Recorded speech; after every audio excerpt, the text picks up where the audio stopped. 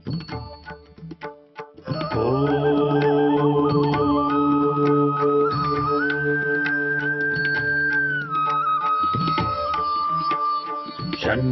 मित्रः शं वरुणः शन्नो भवत्वर्यमा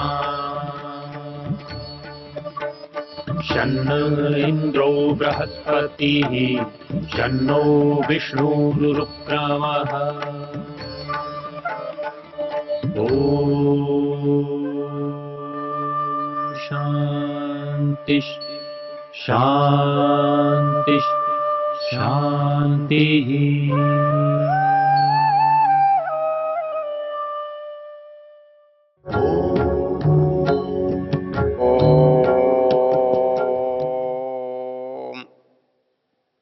हम यजुर्वेद के पुरुषाध्याय की चर्चा कर रहे हैं और हमारी चर्चा का विषय वेद का वो प्रसिद्ध मंत्र है जो हमारे आज के प्रगतिशील लोगों के लिए सबसे बड़ा विवाद का कारण बना हुआ है।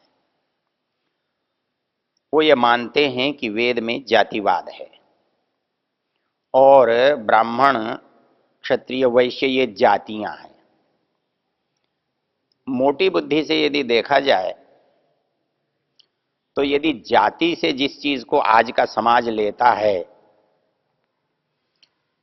उसको वेद के शब्द उस जाति को नहीं बता रहे हैं। उनमें चार में केवल ब्राह्मण एक ऐसी चीज है जो आज की जाति में स्थान रखता है, लेकिन वैश्य क्षत्रिय और शूद्र आज भी समूह के वाचक हैं। शूद्र कोई जाति आज नहीं है, शूद्र एक जातियों का समूह है। वैश्य कोई जाति नहीं है, वैश्य जातियों का समूह है। क्षत्रिय कोई जाति नहीं है, वो जातियों का समूह है। केवल एक शब्द है जो आज जातिवाचक है जिसे हम ब्राह्मण कहते हैं। ऐसी स्थिति में यह कहना कि वेद में जाति उत्पन्न की है यह गलत है, क्योंकि समूह है और वो शूद्र यदि समूह है उस समूह को शूद्रत्व की जो मान्यता दी गई है वो मान्यता वेद ने नहीं दी है, वो समाज ने दी है। वो किसी भी जाति को शूद्र तत्व से बाहर निकाल सकते हैं या शूद्रत्व में गिन सकते हैं। किसी जाति को शूद्र मानना या नहीं मानना ये निर्णय समाज का है, ये निर्णय वेद का तो नहीं है। उसने तो ये नहीं कहा अमुक अमुक जातियां शूद्र होंगी, उसने ये भी नहीं कहा कि अमुक जातियां वैश्य होंगी, उसने ये नहीं कहा कि अमुक जाति जो है वो क्षत्रिय होंगी, उसने तो ये भी नहीं कहा कि ब्राह्मण जो है वो यही व्यक्ति होगा। वहां तो एक बात कही गई, जो बात वेद कहना चाहता है वो आज भी उतने ही स्वाभाविक रूप से समाज में विद्यमान है। ब्राह्मण भी एक समूह होना चाहिए और वो समूह यदि शूद्र जो है वो एक समूह है और तो समूह जो है वो जन्म से बनाना अनिवार्य नहीं है। समूह में तो जो धारणा है वो जन्म की आती ही नहीं है। आप जब समूह इकट्ठा का प्रयोग करते हैं तो समूह शब्द का प्रयोग करने से की विशेषता बताने के लिए उसके अंदर एक वर्ग का नाम लेना पड़ता है। शूद्र का जब आप कहते हैं तो आपके मन में कोई भी जाति नहीं आती। जिन जातियों के अंदर आज हम संघर्ष देख रहे हैं या जिन जातियों को हम ऊंच नीच के रूप में देख रहे हैं वो हमारे शूद्र शब्द से नहीं आती। हमारे वैश्य शब्द से जातियों का बोध नहीं होता, वैश्य शब्द से तो हमें किसी काम करने वाले का बोध होता है। वैसे ही शूद्र कहने से हमें किसी काम करने वाले का बोध होता है। यह बोध होता है जो पढ़ा लिखा शायद नहीं है, और पढ़ा लिखा नहीं है तो पढ़ना लिखना तो एक धारण करने वाली, प्राप्त करने वाली, अर्जन करने वाली चीज है। तो अर्जन तो किया भी जा सकता है, अर्जन नहीं भी किया जा सकता है। पैसे वाला बना भी जा सकता है, पैसे वाला नहीं भी बना जा सकता है। पैसा मिल जाता है तो धनवान हो जाता है, और पैसा नहीं मिलता तो निर्धन हो जाता है। तो वैसे ही शूद्र बना जाता है, बनाया जाता है और नहीं भी बनाया जाता है। तो यदि उसे विद्यादि गुणों से युक्त कर दिया तो वो शूद्र नहीं रहेगा, और यदि उसके गुणों से रहित हुआ तो कोई भी शूद्र हो सकेगा। वो वैसे ही वैश्यत्व का बोध हमें उसके जन्म का बोध नहीं कराता। वैश्य शब्द जो है हमें बोध कराता है किसी व्यापार करने वाले का, किसी वस्तु का लेन देन करने वाले का, किसी के कमाने वाले का, कोई पैसे वाले का बोध हमको वैश्य शब्द कराता है। वैश्य शब्द उसके जन्म का बोध नहीं कराता कि यह कौन सी जाति में पैदा हुआ है। और यहां वैश्यत्व से हमारे समूह का बोध हो रहा है, जाति का बोध तो नहीं हो रहा है। आप कौन सी जाति में हैं, कि आप अग्रवाल हैं, कि आप माहेश्वरी हैं, कि आप खंडेलवाल हैं, कि आप फलाने हैं, कि हैं तो सारे वैश्य। लेकिन यहां किसका बोध हो रहा है? यहां तो किसी का भी बोध नहीं हो रहा है, बल्कि यहां तो गुण का बोध हो रहा है कि जो भी अर्जन कर रहा है, अर्थोपार्जन कर रहा है, उसका बोध हो रहा है। लेकिन मुश्किल यह है कि हम और सब चीजों से तो समूह का बोध करते हैं, उसके गुणों का बोध करते हैं, लेकिन ब्राह्मण कैसे विद्वत्ता का बोध तो नहीं हो रहा है। ब्राह्मण कहने से हमारे समाज में जाति का बोध हो रहा है। तो ये गलती हमारे समाज की है कि उसने वेद के अर्थों को छोड़कर कुछ शब्दों के साथ अपने अर्थ जोड़ दिए हैं, और इसलिए वो एक शब्द है ब्राह्मण जो जाति से जुड़ा हमारे समाज में हम देखते हैं, तो वो समूह के बजाय जाति को बता रहा है समाज में। लेकिन वेद जाति को नहीं बता रहा है, जैसे वैश्य को बता रहा है, जैसे शूद्र को बता रहा है, जैसे क्षत्रिय को बता रहा है, वैसे ही वेद जो है वो भी गुणों को बता रहा है। इसमें ऋषि दयानंद की एक अद्भुत कल्पना को आप अनुभव कर सकते हैं, और यदि उस अर्थ से देखेंगे तो ब्राह्मणत्व का विस्तार कितना है ये आपको पता लगेगा। स्वामी जी महाराज इस मंत्र का अर्थ करते हुए लिखते हैं, ब्राह्मण वेद ईश्वर वित्त अनयो सेवक उपासको वा। अब इसमें विचार के देखिए कि किन किन चीजों को आप ब्राह्मण कह रहे हैं। ब्राह्मण वेद ईश्वर वित्त, जो ईश्वर को जानता है, जो वेद को जानता है, जो वो ब्राह्मण है एक। अनयः अनयोः सेवकः, जो इसके लिए काम करता है, चाहे वो प्रचार के रूप में करता हो, कि वो इसके लिए साधन जुटाता हो, कि वो इसको बढ़ाने की इच्छा रखता हो, वो भी ब्राह्मण है। और इतना ही नहीं, अनयोः उपासको वा, इनका सेवक है, इनका उपासक है, वो भी ब्राह्मण है। अर्थात ब्राह्मण की सेवा करना जिसे अच्छा लगता है वो भी ब्राह्मण है, ब्राह्मण से पढ़ना पढ़ाना जिसे अच्छा लगता है वो भी ब्राह्मण है, वेद को छापना बांटना प्रचार करना चाहता है वो भी ब्राह्मण है।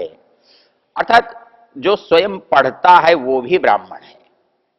इस बात को समझने के लिए एक और बात समझ सकते हैं, जिससे ये जो कल्पना अपने आप ध्वस्त हो जाती है कि वेद जातिवाद को बनाने वाला ग्रंथ है। क्योंकि हमारे यहां कोई व्यक्ति केवल ब्राह्मण नहीं होता, इसको हम स्मृतियों में देखेंगे, इसकी चर्चा बाद में करेंगे। केवल कोई व्यक्ति क्षत्रिय नहीं होता, कोई व्यक्ति केवल वैश्य नहीं होता, और कोई व्यक्ति केवल शूद्र भी नहीं होता। यदि इन स्मृतियों का आपने अध्ययन किया है तो आप एक बात जानते हैं कि प्रत्येक मनुष्य चारों वर्णों के गुणों से युक्त होता है। एक ब्राह्मण ब्राह्मण तो होता ही है, लेकिन वो क्षत्रिय भी होता है, वो वैश्य भी होता है, वो शूद्र भी होता है। जैसे कोई भी शरीर केवल ब्राह्मण नहीं होता है। यदि सिर ब्राह्मण है तो उसके पास सिर भी है, यदि भुजाएं क्षत्रिय हैं तो उसके पास क्षत्रियत्व भी है, यदि उदर उसका वैश्य है तो उसके पास वैश्यत्व भी है, और यदि उसके पैर शूद्र हैं तो उसके पास शूद्रत्व भी है। जैसे इस संसार में उत्पन्न हुआ कोई भी मनुष्य केवल ब्राह्मण, केवल क्षत्रिय, केवल वैश्य और केवल शूद्र न तो शरीर से है और शरीर से नहीं है, इसलिए वो बुद्धि से भी नहीं है, वो गुण कर्म स्वभाव से भी नहीं है। जो व्यक्ति गुण कर्म स्वभाव से जिसे हम ब्राह्मण कह रहे हैं, वो अपनी विशेषता के कारण ब्राह्मण है, लेकिन अपनी उपयोगिता और आवश्यकता के कारण वो क्षत्रिय भी है, वो वैश्य भी है, वो शूद्र भी है। उसमें कौन सा गुण कितना ज्यादा है, इस आधार पर उनका क्रम होगा। अर्थात एक ब्राह्मण ब्राह्मण पहले होगा, फिर वो ब्राह्मण क्षत्रिय होगा, फिर वो ब्राह्मण वैश्य होगा और वो ब्राह्मण शूद्र होगा। अर्थात उस ब्राह्मण में शूद्रत्व का अंश है, जरूर कम है, वैश्यत्व का अंश है, वो कमाता है, वो अपने लिए रोटी रखता है, अपने रोटी की व्यवस्था करता है, वो अपनी रक्षा करता है और वो अपने ज्ञान को बढ़ाता है। तो सारे ही गुण उस एक ब्राह्मण में स्वाभाविक रूप से होंगे, और इनमें जो गुण जितना अधिक मात्रा में होगा उसके आधार पर उसके वर्ण का स्वतः निश्चय हो जाएगा। क्यों कि स्वभावज गुण हैं ये, अर्थात उसके अंदर पढ़ने की इच्छा है, पढ़ाने की इच्छा है, उसको कमाने का अवसर मिलता है, दुकान करने का अवसर मिलता है, दुकान नहीं करना चाहता है लेकिन पढ़ना पढ़ाना चाहता है, तो ये प्रकृति उसे ब्राह्मण बना रही है, ये गुण उसको ब्राह्मण बना रहा है, उसका ये स्वभाव उसको ब्राह्मण बना रहा है। तो इस दृष्टि से जब हम विचार करते हैं, जैसे कोई शरीर चारों वर्णों के बिना नहीं रह सकता, वैसे हमारा जो अंतस है वो भी चारों वर्णों के बिना नहीं रह सकता। तो उसी तरह से एक क्षत्रिय है, वो क्षत्रिय इसलिए है कि क्षत्रिय तो उसका ऊपर है, सर्वतो मुख्य है, लेकिन उसमें क्या ज्ञान नहीं है, क्या उसमें उदारता धर्म आदि के गुण नहीं है, क्या वो सुपठित नहीं है, इसलिए वो ब्राह्मण भी है, लेकिन अपने सामर्थ्य का उपयोग वो क्षत्रियत्व के लिए कर रहा है, इसलिए वो क्षत्रिय है, लेकिन ब्राह्मणत्व से युक्त है। इसी तरह से वैश्य जो है, वैश्यत्व का गुण उसके अंदर नहीं है, क्या है? इसकी तरह से शूद्रत्व का गुण उसके अंदर सेवा का भाव नहीं है। तो ऐसी स्थिति में प्रत्येक क्षत्रिय क्षत्रिय भी है, ब्राह्मण भी है, वैश्य भी है, शूद्र भी है।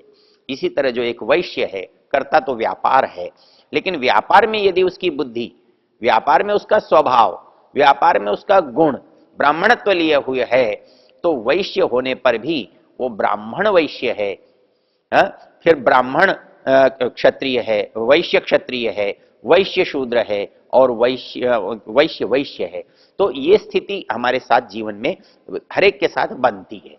यही स्थिति वैश्य के साथ हुई, यही स्थिति शूद्र के साथ होगी। अर्थात जिससे आप शूद्र कहते हैं वो केवल शूद्र नहीं होता है, वो ब्राह्मण शूद्र हो सकता है, वो क्षत्रिय शूद्र हो सकता है, वो वैश्य शूद्र हो सकता है, वो शूद्राति शूद्र हो सकता है। अर्थात जिस शूद्र में सेवा करने का काम है, लेकिन वो किनकी सेवा करना चाहता है, वही वेद ईश्वर वित अनयः सेवको उपासको वाह। तो ऋषि दयानंद ने जो अर्थ किया है इसका, जितना सहज संगत और अद्भुत है, वो अर्थ और कहीं आपको सुलभ नहीं होगा। तो वास्तविक अर्थ क्या है कि ब्राह्मण वो है जिसका ईश्वर के प्रति रुझान है, जिसका ज्ञान के प्रति रुझान है, जिसका ब्रह्म के प्रति रुझान है। तो इस दृष्टि से वेद ईश्वर वित अनयः सेवको उपासको वा, जो उपासक है वो भी ब्राह्मण कोटि में आ सकता है।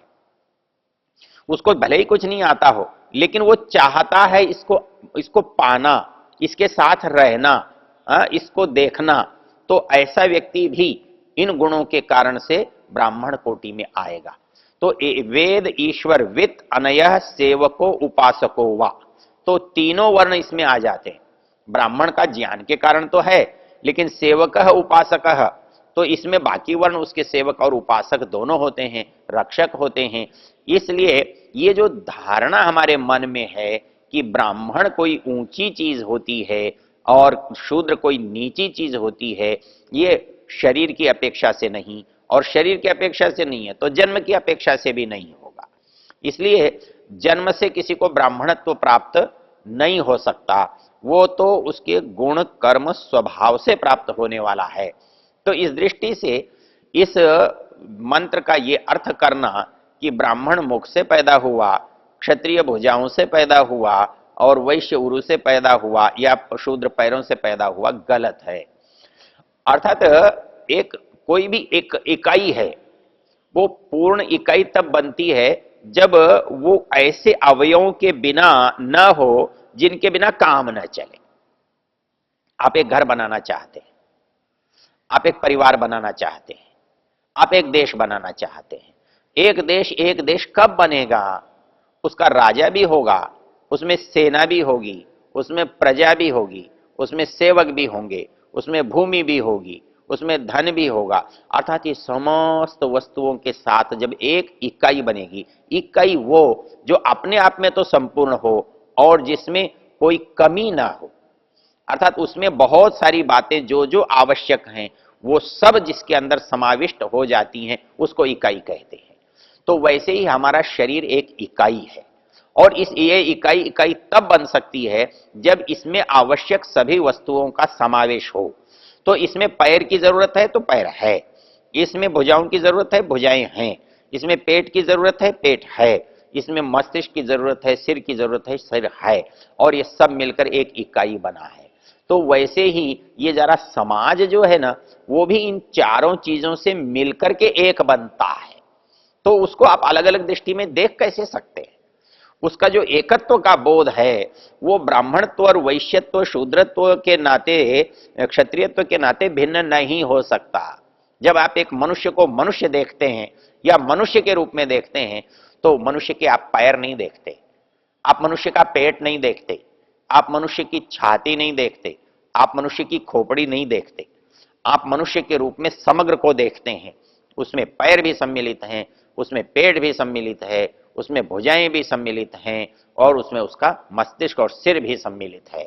तो जैसे ये समस्त चीज मिलकर एक है, वैसे ही जिस समाज को आप समाज के रूप में देखते हैं, तो ऐसा कोई समाज नहीं बनाया जा सकता जिसमें केवल बौद्धिकता हो, जिसमें केवल शक्तिमत्ता हो या अधिष्ठातृत्व हो, या केवल ऐसा समाज नहीं बनाया जा सकता जिसमें केवल बनिए ही रहते हों, ऐसा समाज नहीं बनाया जा सकता जिसमें केवल शूद्र रहते हों। आज हमारे यहाँ जो विभाजन का क्रम चल रहा है, हम चाहते हैं कि शूद्र अलग हो जाए, हम चाहते हैं कि ब्राह्मण अलग हो जाए, हम चाहते हैं कि क्षत्रिय अलग हो जाए। तो क्या इनके अंदर से आप ब्राह्मणत्व का काम, ब्राह्मणत्व में क्षत्रियत्व वैश्यत्व शूद्रों के काम को निकाल सकते हैं, या इनकी आवश्यकताओं को करने वाले व्यक्तियों को उस समाज से भिन्न कर सकते हैं? ऐसा कभी नहीं होने वाला है, क्योंकि एक मनुष्य की जितनी आवश्यकताएं हैं वो सब इन साधनों से पूरी होती हैं, और इनके बिना वो एक भी नहीं बनता है, और इनके बिना वो संपूर्ण भी नहीं बनता है। तो ब्राह्मणत्व क्षत्रियत्व वैश्यत्व और शूद्रत्व ये भिन्न भिन्न चीज नहीं है, वो किसी भी एक चीज को एकता प्रदान करते हैं, और एकता प्रदान करने के साथ साथ उसमें संपूर्णता भी प्रदान करते हैं। तो इसी दृष्टि से जब हम विचार करें तो हम देखेंगे कि ये समाज भी इन चारों के बिना एक नहीं हो सकता, और इन चारों के बिना संपूर्ण नहीं हो सकता।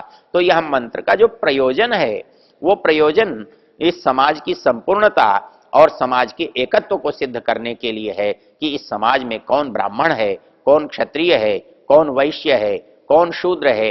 इस बात को बताते हुए यह मंत्र कह रहा है कि ये चारों ही चीजें उसी एक परमेश्वर से उत्पन्न है। जैसे एक शरीर, एक शरीर जिसमें पैर भी हैं, जिसमें हाथ भी हैं, जिसमें भुजाएं भी हैं, जिसमें सिर भी है, वो एक ही मां से और एक ही पिता से उत्पन्न हुआ है। वैसे ही ये सारा समाज जिसमें चार चीजें हैं किंतु उस एक परमेश्वर से ही उत्पन्न हुआ है, यही इस मंत्र का मूल उद्देश्य है। ओ